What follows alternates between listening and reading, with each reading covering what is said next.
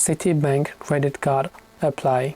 If you want to apply for a credit card for Citibank, visit citi.com, which is the official website of Citibank. So it's not citibank.com. You might go to some other website, go to citi.com.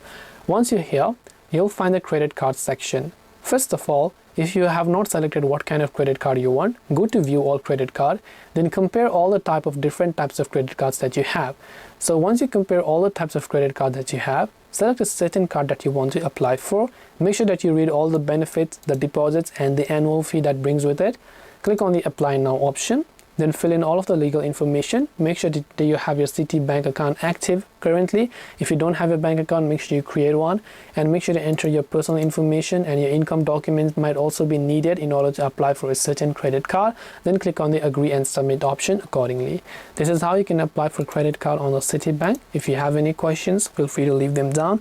Thank you very much for watching till the very end, and see you soon as always in the next video.